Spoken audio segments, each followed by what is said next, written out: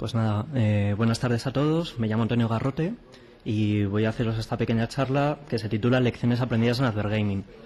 Lo primero, pediros perdón por el título de la charla porque mandé la ponencia sin título y la organización tuvo a bien poner este título que, bueno, no está mal porque Advergaming hacemos y algo hemos aprendido en el proceso, pero bueno, que a lo mejor no es muy representativo. ¿Quiénes somos? Yo trabajo en una empresa que se llama Uncasoft. Tenemos las oficinas comerciales aquí en Madrid, aunque desarrollamos casi todo en Salamanca. Y como bien dice el título, nos dedicamos al Advergaming. Si preguntáis a alguien de una agencia de marketing que es Advergaming o Advergaming móvil, que es lo que hacemos nosotros, solamente os diga que no sabe lo que es o que es hacer juegos baratos. Nosotros creemos que el Advergaming es todas aquellas tecnologías que ofrecen cosas interesantes en ese punto donde confluyen movilidad, ocio y publicidad.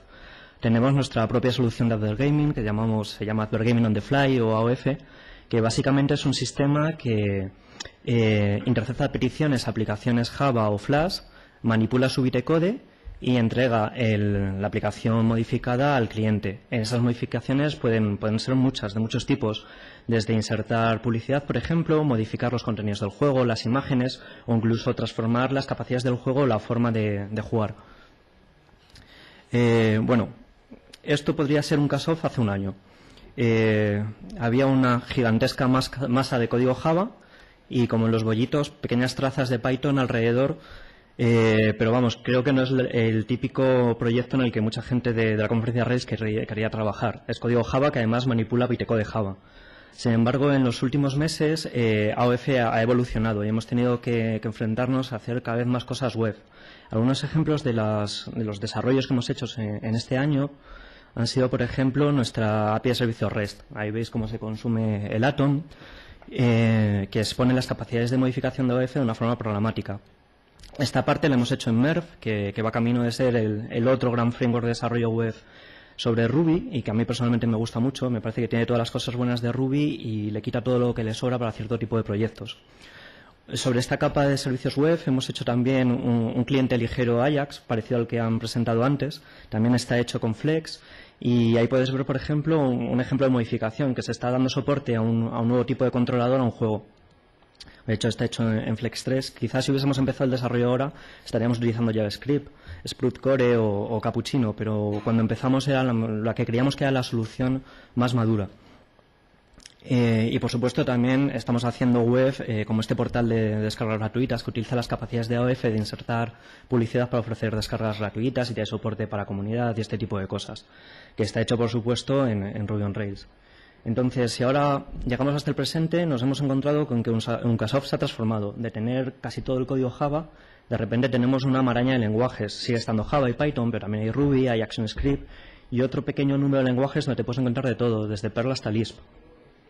Entonces, esto supone un cambio muy importante y la primera pregunta que puede surgir es ¿por qué no hemos seguido haciéndolo en Java?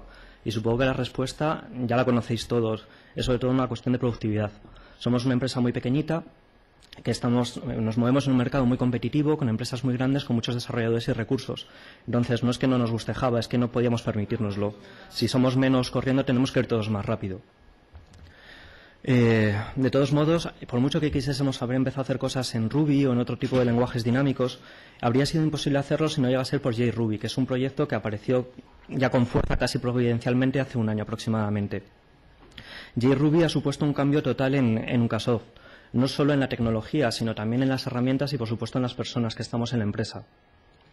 Con JRuby hemos recorrido ya un camino bastante grande, creo que no están todas las versiones bien puestas de JRuby, y en este último año el lenguaje ha cambiado casi tanto como nosotros. JRuby es una tecnología que se mueve todavía muy rápido y que, por ejemplo, la interfaz con Java ha sufrido cambios y seguirá sufriéndolos durante cierto tiempo, pero las mejoras que se aprecian en cada nueva versión del lenguaje son impresionantes realmente.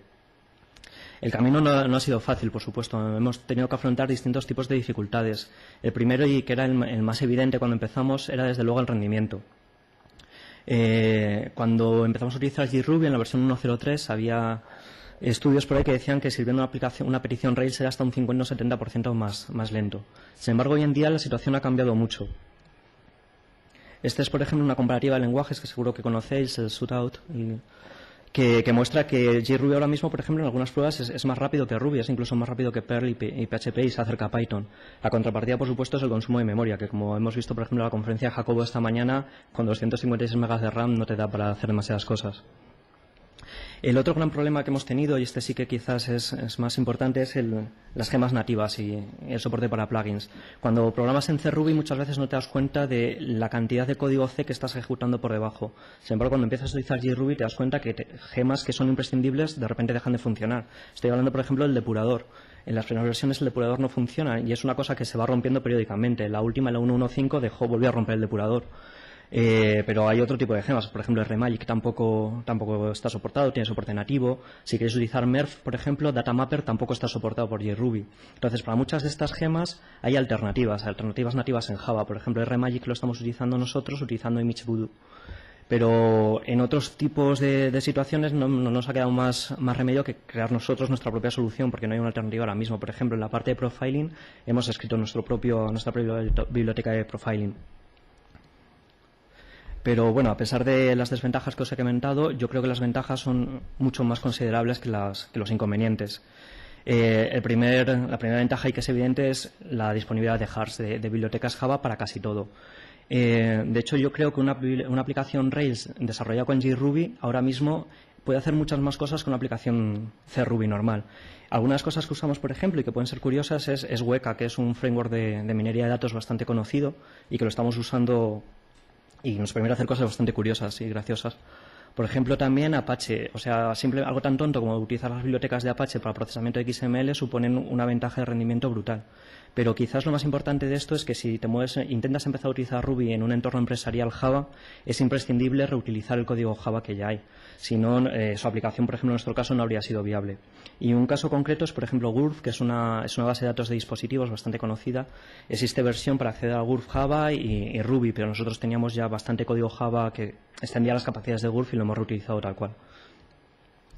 Otra ventaja, que yo por lo menos considero que es una ventaja, es el uso de Glassfish. A pesar de nuevo, la comparativa que hizo esta mañana Jacobo de servidores web, nosotros hemos encontrado que Glassfish es una alternativa muy viable a Mongrel. Empezamos a utilizar un pack de Mongrels, el típico pack de Mongrels, pero Glassfish versión 2 ofrece una alternativa muy viable en varios aspectos. El primero es en la sencillez del deploy. Hay una gema, se llama Warbler, que te permite empaquetar tu aplicación Rails directamente en un WAR. Pero no solo la aplicación Rails, sino también el engine de JRuby, todas las gemas que necesites con las dependencias, los jars que utilice tu aplicación, y además te permite pues definir conexiones JNDI a un connection pool, por ejemplo, para hacer a base de datos. Y la configuración es muy sencilla. Este, por ejemplo, es el fichero de configuración de Warbler para una aplicación. Como veis, no tiene nada. Le dices los directorios que quieres de la biblioteca, dónde están los jar que quieres empaquetar también, las gemas. Y muy curioso, bueno, interesante, el número de runtimes de JRuby que quieres que corran. Al final del deploy, simplemente copiar eso en autodeploy y tienes corriendo la aplicación. Que, sobre todo, si como es nuestro caso, tienes que desplegar aplicaciones Java y aplicaciones JRuby, pues puedes hacerlo en un mismo contenedor de servlets y compartir recursos. Puedes hacer que ambas aplicaciones, por ejemplo, se conecten al mismo connection pool, otra base de datos. En nuestro caso, en ciertas aplicaciones donde el número de accesos no es muy importante, incluso hemos prescindido de utilizar un Apache, un Nginx delante, aparte de que a pesar de que puedes seguir utilizando Apache con ModJK, el rendimiento de las nuevas bibliotecas de HTTP de Glassfish pues es muy elevado y te permite prescindir incluso de servidor web. Pero aún así, yo creo que lo más interesante va a venir en el próximo año, que es cuando va a lanzarse la versión 3 de Glassfish. Actualmente hay una gema de Glassfish que te la puedes instalar y es, por ejemplo, el servidor que estamos utilizando nosotros en desarrollo, en vez de Mongrel o WebFreak. Simplemente te vas al Rails root de tu aplicación, lanzas JRuby-s Glassfish y Glassfish arranca en menos de un segundo, arranca en unos 700 milisegundos. Si esto lo configuras con Nailgun, por ejemplo, tienes un entorno de pruebas muy bueno. Aparte, Glassfish versión 3 no va a ser necesario para desplegar una aplicación en Glassfish versión 3 empaquetarla en un WAR. Vas a poder conectarla directamente con tu aplicación. Como ya os comenté, los cambios al empezar a utilizar JRuby no han sido solo en tecnología, también han sido muy importantes en herramientas. Nosotros, por ejemplo, necesitamos un servidor de integración continua que nos soportase todos los lenguajes que utilizamos, y la alternativa más sencilla, más extensible y que mejor resultado nos está dando es Hudson. Ya han hablado esta mañana de Hudson, pero de verdad, realmente es un servidor de integración continua que nos ha gustado muchísimo, muy sencillo de utilizar y que nos ha resuelto muchos problemas. Para integrarlo con Rails, nosotros utilizamos una gema que se llama CReporter, que lo que hace es que, por ejemplo, los resultados, los tests de RSpec, los transforma al formato XML que entiende JUnit.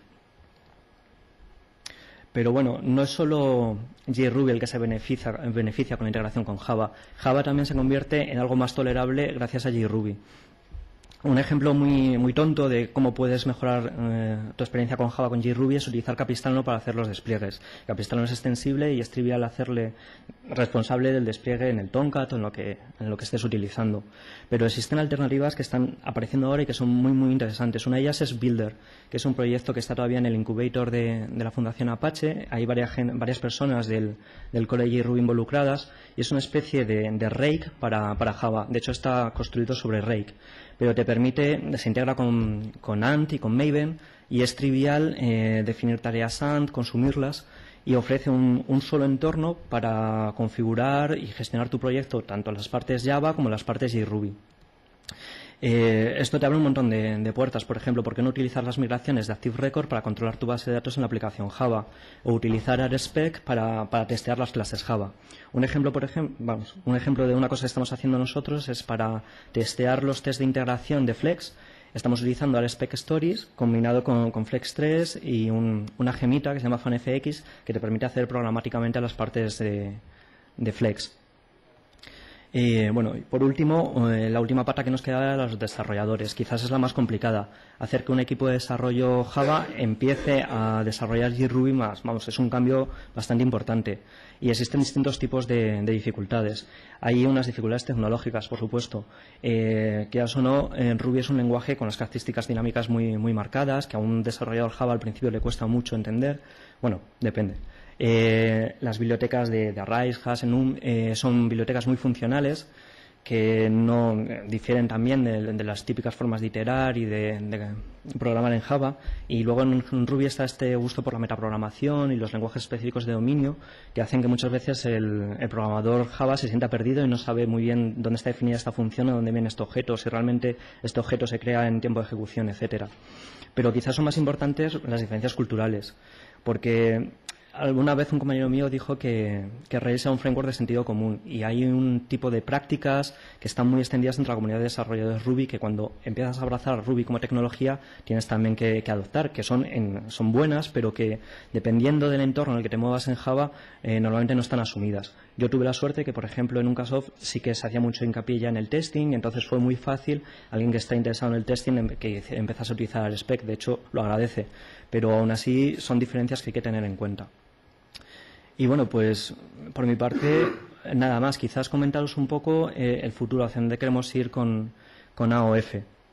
Y yo creo que el futuro en nuestro desarrollo Java pasa por convertir a Java en un verdadero sistema scriptable, nuestro sistema Java. Un poco el paradigma en el que nos estamos fijando es en los grandes desarrollos C++, cómo se integra con Lua para hacer la parte más core en C++ y luego scriptar fácilmente en Lua. Estamos pensando posibles alternativas. Quizás JRuby sea el Lua de Java, no lo sé, quizás le falta rendimiento, pero desde luego, teniendo más de 200 lenguajes de programación que se están ejecutando sobre la JVM, alternativas habrá seguro. Y eso es todo.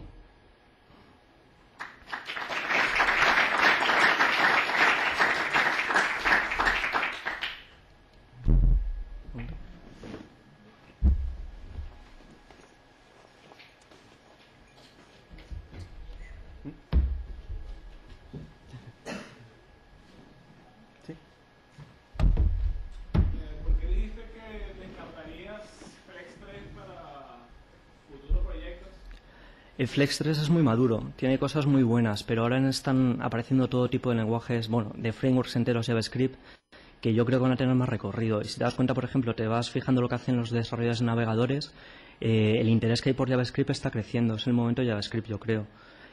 Todos están intentando que su rendimiento de JavaScript aumente y hay alternativas muy buenas. Sprought Core, por ejemplo, es un framework bastante maduro y que tiene muy buena pinta realmente. Y Flex tiene el problema de que es Flash al final. Y bueno, te puede gustar más o menos, pero yo creo que JavaScript es realmente por donde van a ir los tiros en el futuro. Lo que pasa es que hace un año muchos de estos proyectos estaban en pañales.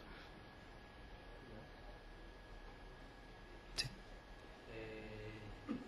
A lo largo de tu exposición has hablado en líneas generales de la utilización de JRuby y has dado a entender que el uso de JRuby iría enfocado hacia la capa web, entiendo que apoyándose en Java en capas interiores. Más o menos, ¿dónde podrías clarificar o detallar un poquito cómo funcionaría la frontera entre JRuby y Java? Es que ¿estaría a la altura del Active Record? Es lo que quería comentar un poco al final. Lo más sencillo es tener tu proyecto JRuby y utilizar un hard Java. O tener tu proyecto Java y en un momento dado levantar un entorno de JRuby y utilizar lo que sea de Ruby que necesites. Pero es que la frontera se difumina. Utilizar Java desde JRuby es trivial y te estoy diciendo JRuby como te puedo decir Closure o te puedo decir Scala. Cualquiera de estos nuevos lenguajes que corren sobre la JVM tiene un acceso directo a Java. Entonces, es por lo que te comentaba al final que yo creo que el futuro está en que los sistemas Java sean scriptables, sean pequeños componentes Java muy testeados en la parte más core que se relacionan con un lenguaje script. Nosotros estamos empezando a trabajar en esa parte y creo que es por donde van a ir las cosas. Lo que no sé es si ese Lua, igual que en C++ está Lua, ¿no? Si ese Lua va a ser JRuby. A mí me parece que a JRuby le queda rendimiento y le falta rendimiento y que además hay muchos lenguajes nuevos específicos construidos por la JVM que pueden ofrecer mejores alternativas, pero también depende del recorrido que pueda llegar a tener JRuby, que parece que Sam lo está apoyando bastante.